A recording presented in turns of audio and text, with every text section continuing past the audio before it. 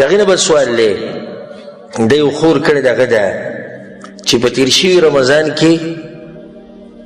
د رمضان په میاشت کې زه ډېره زیاته بیماره ومه د معدې بیماره او معده به زما پړسېده او ډېرې بیماریانې وې چې ما به څه هم نشو اخیستی نو ما خپل خاوند ته ده ووایي چې ما ډاکټر له بوځه وی هغه ما ته جواب کې وی چې مور کپړو اخیستو له ځینو زه هغه بوځمه او ما ورته ډېر وي چې زه صبر نشم کولی بیماره زیاته خو هغه وایي چې نه د هغې نه بعد وي زما ماشوم وشو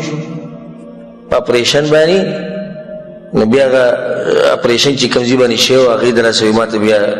تکلیف و بیماره ومه نو بیا ورته ما ووایي چې زه بیماره یم هسپتال ته یې بوځم هغه وایي چې مور پلاني ځای ته ځي څه کار دی هلته یې بوځمه او تا بیا بوځمه وی ما ورته چې بیماري علاج پکار دی دا مور خو ته بله ورځ هم بوی شي وی چې نه مور همیشه مور ده او دا په اوله کې لکه ته مړه کېږي او که هر څه کېږي ځکه چې د مور د لاسه به زه جنت ته ځم ستا د لاسه نه نو دې سړي مبارک یې ته څه وی زه دا کار صحیح دی که غلط الجواب بالله التوفیق هغه دا دی چې په دې کې خو څه شک نشته چې مور د ټول نه زیات حق لري په دې انسانانو کې په دې خپل بچي باندې دې کې خو څه شک نشته او د دې بچي د دې مور پلار سره ښه کول بیا خصوصا د مور سره ښه کول دا خو په ده باندې واجب دي ووصینا الانسان بوالديه احسانا مور پلار سره به ښه کې الله به کې خصوصا د دې مور تذکره وکړه حملته امه کرها ووضعته کرها د دې هغه حمل 9 میاشتې د بچې په خېټه ګرځول بیا د پیدا کېده دا څومره تکلیف او سخته و دغه شان ابو هريره روایت دی چې په رسول الله پسې یو کس راغی یا رسول الله من احق الناس بحسن صحابتي یا رسول الله څوک ډېر حقدار دی چې د هغه سره ښه وکړم رسول الله ته امک ستا مور وی بیا څوک وی امک وی بیا څوک وی امک وی بیا څوک وی بیا پلار او بیا نور خپل خپلوان دا حدیث په صحیح بخاري صحیح مسلم کې دې نه دا واضح شو چې درې پیرې رسول الله مور تذکره وکړي د مور حق ډېر زیات دی خو د هغې دا مطلب نه دی چې د مور حق ډېر دی د نورو خلکو حق خوره د پلار حق ډېر دی د نورو خلکو حق خوره موږ پښتنو کې دا مرض دی خصوصا چې موږ یا ډېر مخې ته ځو او یا له منډه شاته ځو هغه طریقه نه کوو کوم چې وسطیت ته چې شریعت یې لاره خورې ده کله چې موږ چاته نصیحت وکړو چې له مور پلار سره ښه کوو دومره ښه ورسره شروع کړي چې هغه ښځې نه یو څاروی او ځناور جوړ کړي هغه بلکل پرېږدي که ورته ووایي چې نه د دې ښځې هم په تا باندې حق شتي دومره ښه ورسره شروع کړي چې هغه مور پلار پرېږدي د دې بعضو خلکو دا مطلب دی چې د یو حق ادا کوي د نورو دا به تیرې یعنې حق نه ادا کېږي دا غلطه خبره مور خپل مقام دی د پلار خپل دی د رونو خپل دی د ښځې خپل دی د بچو خپل دی د ملګرو خپل دی هر سړي له به ته د هغه حق ورکې د هغه حصه به هغه له ورکې ډېر ورته موږ دا کوم چې دا کار کوي چې کوم الله چې تا ته دا وایي چې د مور سره به ښه کې همدغه الله تا ته دا هم ویلي چې د ښځې سره به ښه کې څنګه په یو ځای کې د الله خبره مني بل ځای کې نه مني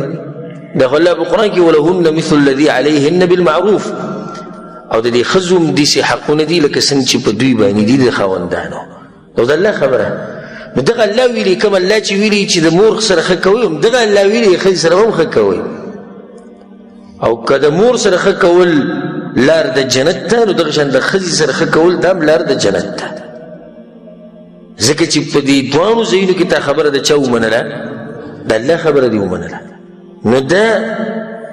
ورور چې دا کم کار کوي ده ته موږ دا وایو چې کله تا ته حقونه ډېر راجمع شي کارونه ته ډېر شي نو بیا په دې کې ګورې چې په دې کې عاقد کم یو دی ضروري کم یو دی او علماء یو قاعده خود فقهي اذا تزاحمت المصالح قدم الاعلى منها کله چې مصلحتونه ډېر شي په تا باندې نو کم چې پکې د ټول نه زورور دی او غوره دی او ضرورت ودرې هغه مخکې کا دې چې د خپله مور بوځي کپړو اغوستول او چکر له پلاني ځي له پلاني ځي له دې ته په عربۍ کې کمالیات وایي یعنې یو ضروري شی نه دی او ښځه هسپتال ته بو داسې دي دا ضروري په دې ټیم کې په ده باندې واجب دي چې د خپله ښځه بوځي علاج دپاره اگر که مور په دې باندې خفه هم شي څه خبره نه موږ وایو که خپه شي څه خبره نه ځکه چې مور چکر له بوه او کپړو اخیستو له بوه او غم ښادۍ له بوه دا وروستنۍ مسله ده په نسبت د دې چې ښځه غریبه بیماره ده په کټ کې پرته ده که دی وایي چې دا خو مور به رانه بیا خفه شي خیرې به کوي هېڅ خبره نه ده دا شریعت دی شریعت وایي چې هر چا له د هغه حق ورکړه د ښځې دا حق دی په تا باندې چې ته علاج له بوځې هسپتال ته یې بوځې اوس که چېرته داسې وشي چې د دواړو دا خبره لازمي او دواړه ته په یو ځای نشي کولی نو بیا به د چا هغه مخکې کې بیا به د مور دا مخکې کې خو که دواړه لازمي او ضروري